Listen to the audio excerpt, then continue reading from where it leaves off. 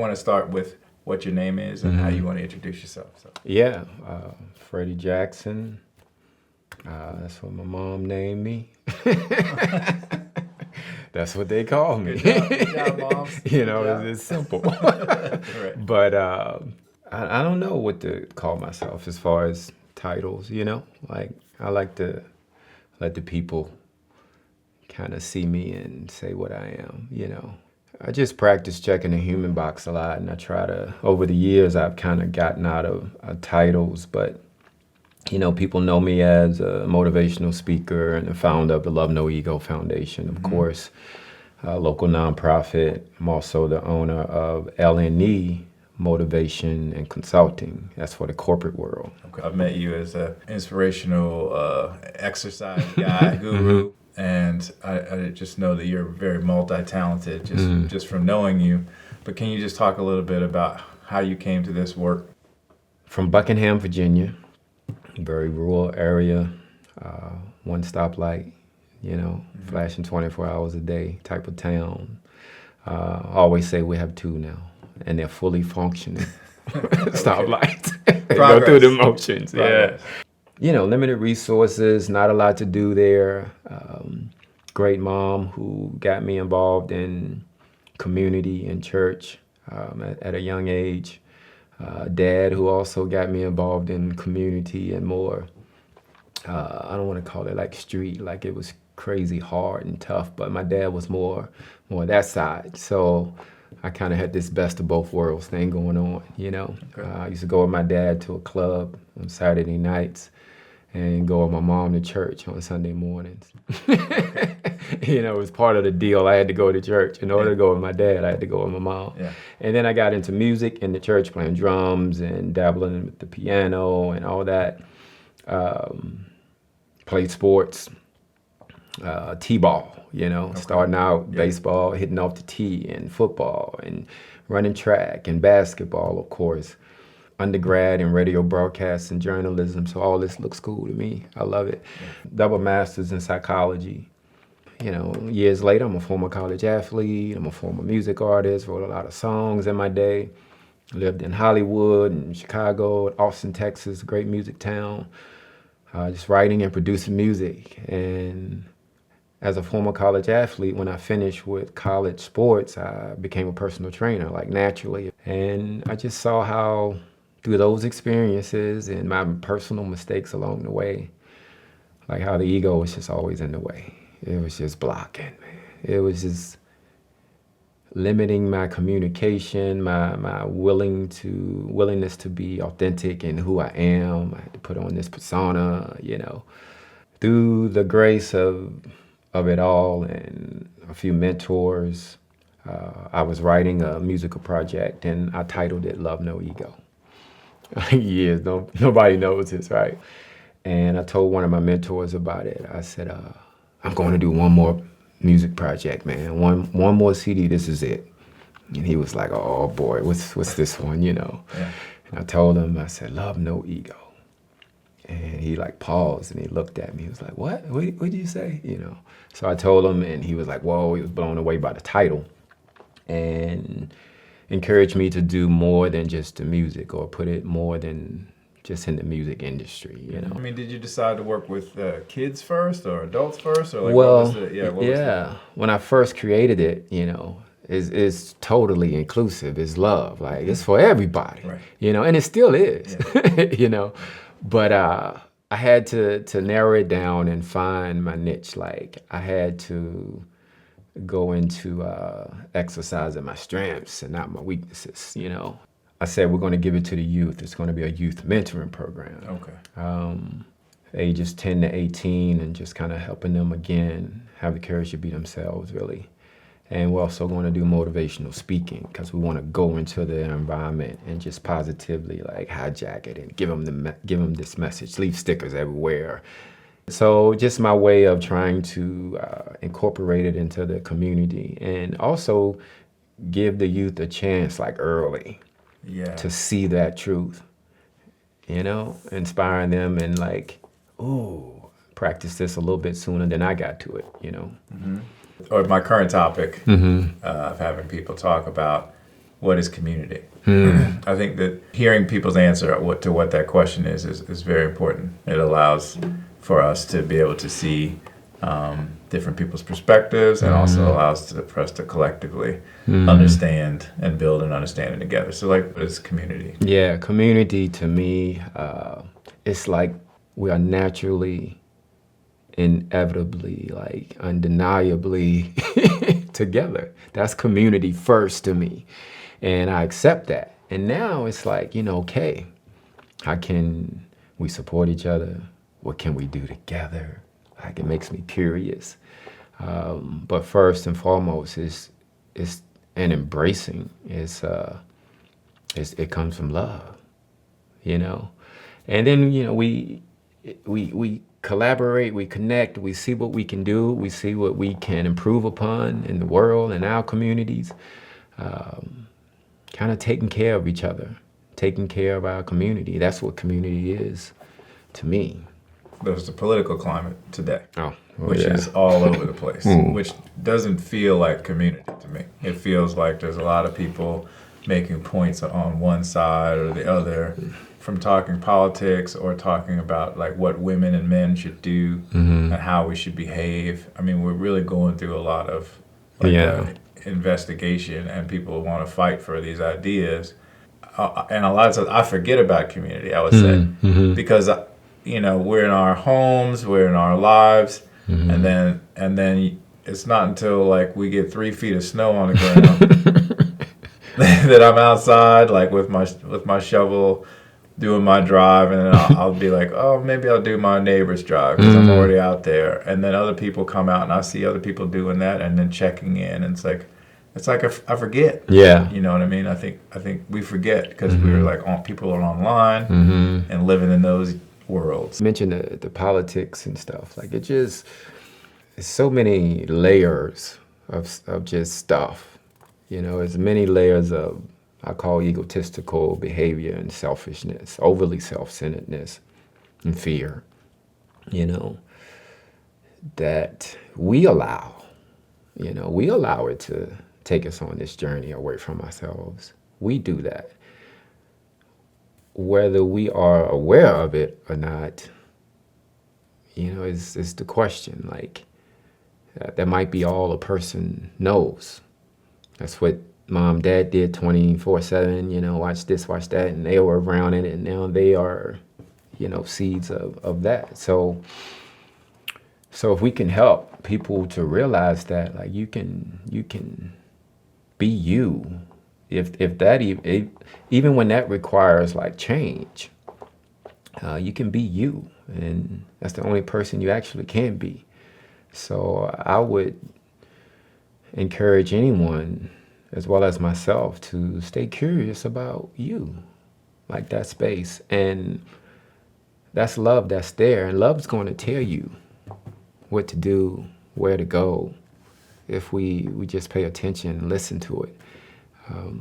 I trust beyond the surface. I trust the universe and love and my intuition, which is a part of that and connected to it, to guide me. But first, I need to make the space for it to speak to me, so I can listen. We can pass this information and wisdom down to younger folks. What would you tell your younger self as advice? I would tell my younger self, dude, like, start early. Just start now. Like, what are you waiting for? Like, start today, And I was always kind of moving towards something good. Like, I had good energy. I played sports and I was active.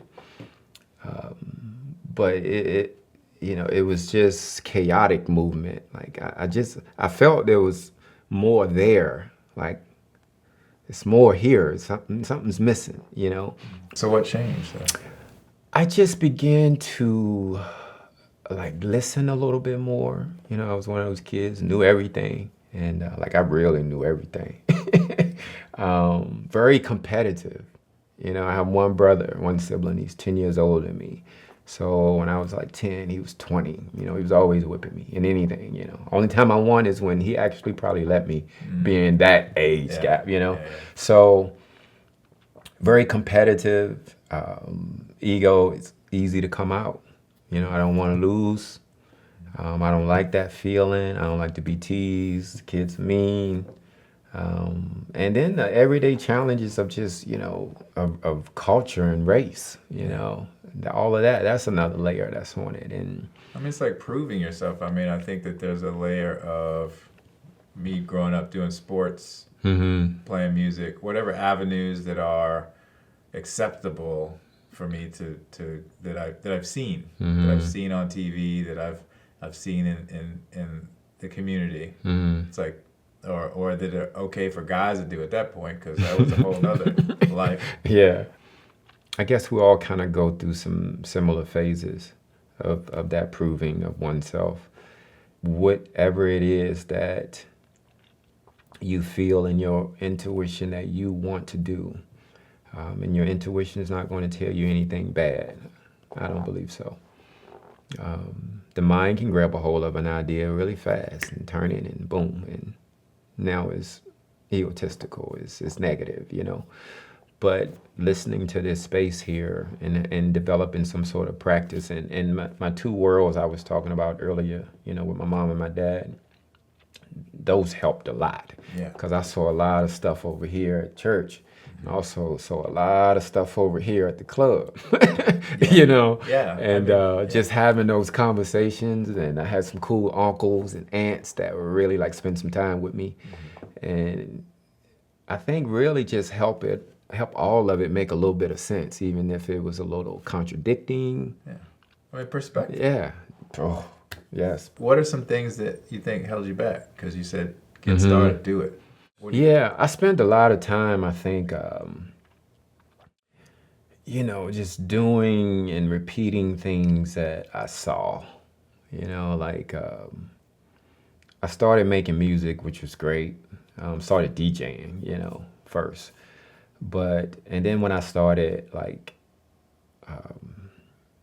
rapping or writing lyrics and songs, I spent a lot of time talking about like haters and this, and like it was always, I had to create controversy for me to have something, you know. And that's where I found like an identity, because I could defend something, you know. And, you know, getting that sort of attention you can get that pretty quick versus like, man, I gotta write these songs, and I wanna be me, and I wanna be natural, and I wanna attract this kind of world to me, you know. But this is what I was used to, you know. So it's like, you know. So I spent a lot of time like that with that. I spent a lot of time in my own head about competition and sports, and you know, getting beat and losing, and I was always feeling like if I lost, like you can ask my uncles or my family, like if I lost like in a basketball game, man, this is hard to hear right now, but we were fighting. Oh, okay. Like I was that bad. Okay. Like I was like, oh, I mean, tears in my eyes, I'm swole up. Yeah. Okay. But I was that bad with my attitude, and it took me other places and that I shouldn't have gone. And to sum it up, that ego was just in the way. Yeah. I mean, that connects me to that proving idea. It's like losing attacks your identity. Yeah. And if that's your ego, then that's like, I mean, you're fighting because it's like somebody punched you. Like somebody, you know what I mean? Somebody disrespected you on such a high level. Yeah. As opposed to just losing. Yeah. But you know, and as I got older, I saw like honestly, and this is a part of me talking to myself, Start Sooner. I saw how losing, like really like bringing me part of that full circle, like helping me grow, you know, like for real. Like, I don't want this to sound so cliche, but those were some of the best lessons ever. Like when I so-called lost, and I felt like, oh, you beat me, so you gained, and I'm out, you know. Having those two worlds and people around me, the right people at the right times, because you know it's It's funny because some of my boys that were in that same situation went that way, and some of them are not even here anymore. And, like, so maybe I listened at the right time. I don't know, but those were the best times for growth. And as I got older, I saw that challenges are going to be no matter what. Yeah. Like, I can't change the challenge. Right. But the one thing I do have control over is me and how I respond. Like, that's the one thing I do have. And I just started learning after so many mistakes, like I can't keep giving that away, like just letting the situation control me. So I started like looking at it and like asking, like, who do I need to become to get around that challenge? Like, I got to go around that. And I started to see like that was everything. Like, if you take all the challenges out of your life, what are you going to do with yourself? All right. Right. You're not going to grow because you got to make those mistakes that we made like growing up. Yeah. It's like even getting pushed back or just being dead wrong and having to sit with it. Hurting somebody, being hurt. I tell you, man, it feels good now. Right. Like that responsibility of owning that ownership, like it feels good. Yeah. And I could see a decision I make today versus, same situation and challenge, 15 years ago. Like I would have hid the whole time. I wouldn't have took responsibility for that. Yeah. Yeah. I was thinking about relationships because we were talking about your anniversary. Yeah. 6 years, 13 together, 6 married. Yeah. So I wanted to know if you had any tips or tricks that came out of a trial or tribulation. Show up today. And what I mean by show up today, like now, show up now.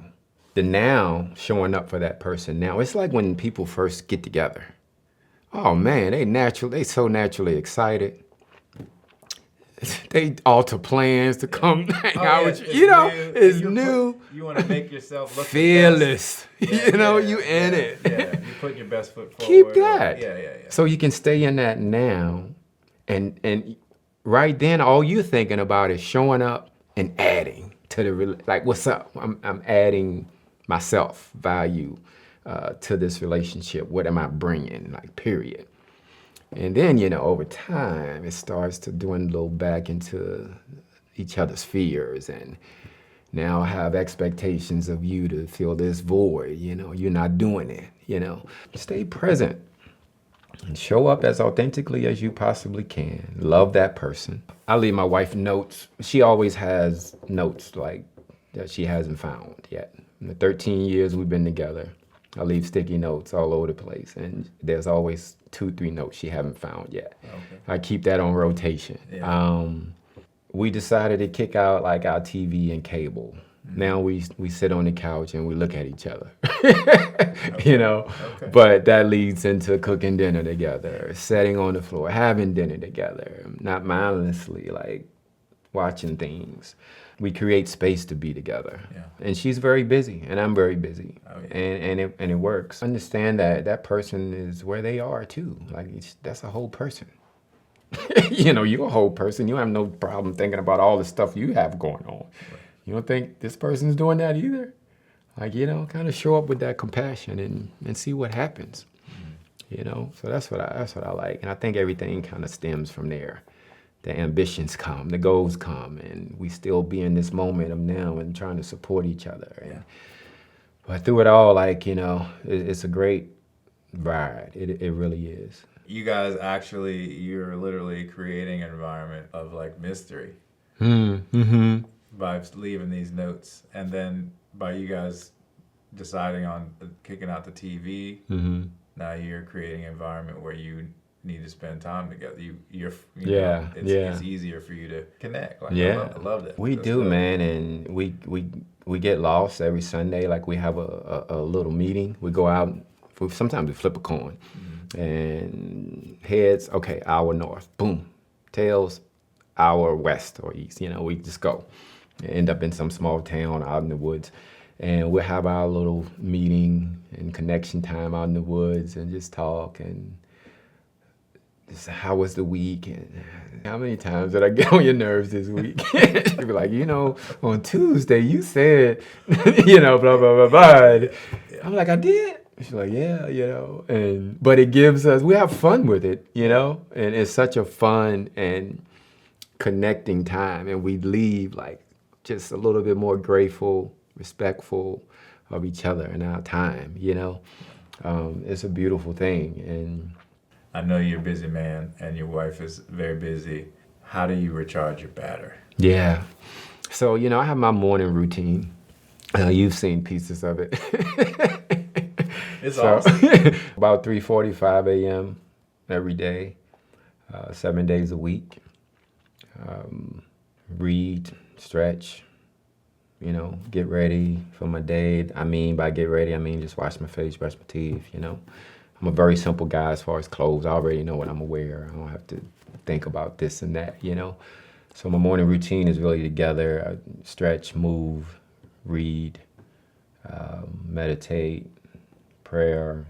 I jump on the computer I usually have about 45 minutes, and I get out and go watch the sunrise. After that, I kind of start my day traditionally at traditional time on 9 a.m., getting out, 9 to 5ers. So, that helps me stay in a space of what I feel is reality, truth, and everything that we were designed to do and be here, that space of love. It keeps me there. I'm inspired by what you do. I think I only went out one Maybe morning. Once or twice, yeah. Once or twice. But it was such a powerful experience just being up, before the crack of dawn, and I'm all like struggling to make it out there, and knowing that the discipline of that too, right? Like that's something I work on constantly. Yeah, it's my discipline,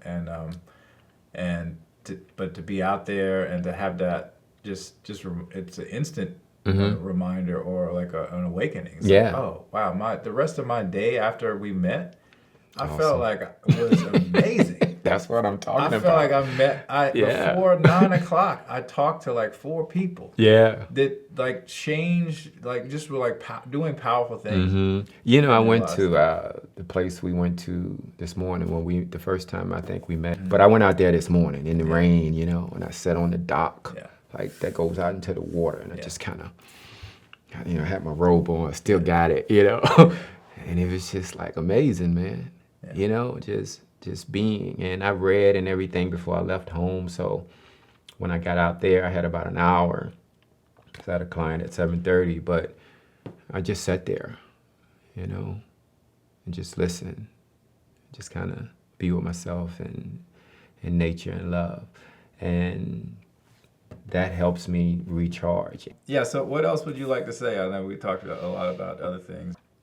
I'll give you some bullet points here. Turn off your TV. Get you a rope.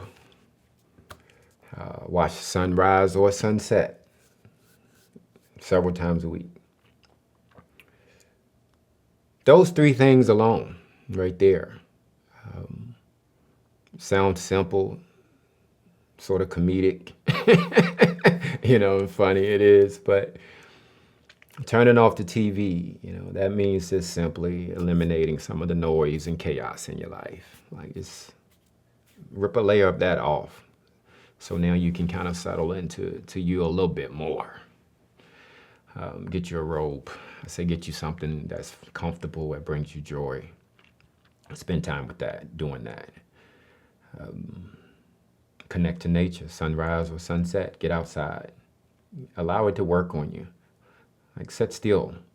Be able to be with yourself, despite how challenging it might be, because it's very, very, very rewarding when you do it. Everything else I feel is an extension of that. What I do in the community, how I do it in the community.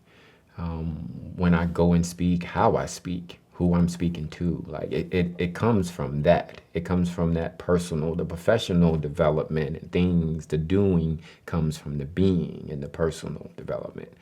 I call it a be, do, have. Human being, ing, suffix. Well, we learned that in grade school. What's that mean? Ing, walking, talking. Oh, I'm doing it. It's action oriented. Yeah, cool. Taking place when? Present moment. It's present tense. Cool. So human being is like, if there's one thing I should practice, learn, know how to do, is probably be. Then I take that energy of being, I go do. Naturally, I'm gonna have, because it's kicking back. The universe is kicking it back to me. You know, you attract what you are, whether you want to or not. That's what you are. That's what you're attracting. And your life becomes such a blessing in every sense of the word. Like you see it. You see it. It's almost like you're so grateful and you're filled with gratitude. And by the time you say thank you, like you've been hit with 4 more moments before you finish that one, you know? Yeah. And that's what it feels like. It feels like that love cup is just running over. And it's beautiful, man. Like, despite what the world does, and it's unfortunate we can't collectively get it together. However, I still have a choice. I still choose the way that I respond. I mean, I feel like that's a huge, one of the bigger parts that I connect with from your message is being grateful and doing something. Mm-hmm. Like that is, Yeah. you choose how you respond. There's great power in that. Oh my God. You came here with absolutely nothing. You're going to leave with absolutely nothing. Yeah. You're already winning because Yeah. you got a whole bunch of stuff. Yeah. You know, like, we're winning. Yeah. That's a beautiful thing about what you said about your come from, is that you have these different perspectives. You talked about club, you talk about church, all in the same family, all in the same experience, and to have that is allows you to see things that other people, if you were just on one side or the other, that you would not be able to see. Yeah. Like that's something. That's a blessing. That's something to be grateful It really is. I wrote this song back in my day called Came Up Out the Dirt, right? Yeah. And I used to say, in that song it says, I came up out the dirt. Half of me is club, half of me is church. You know? Yeah, it goes on. But that's when I was like really in it and like exercising both of them, you know? And, but yeah, as you're saying, it just kind of all comes to this head of purpose and how do we see that though, you know? Some people don't have that. You know, how can we help them see that? You know? I mean, you are doing that. Yeah. Listening to you speaking, you doing the events, you building that community, the Love No Ego community. Like I get it, appreciate it. Yeah, absolutely, Freddy, man. my man. Appreciate you. Thanks for being here. Yeah, thanks for having me. Yeah. Just keep rocking. Yeah.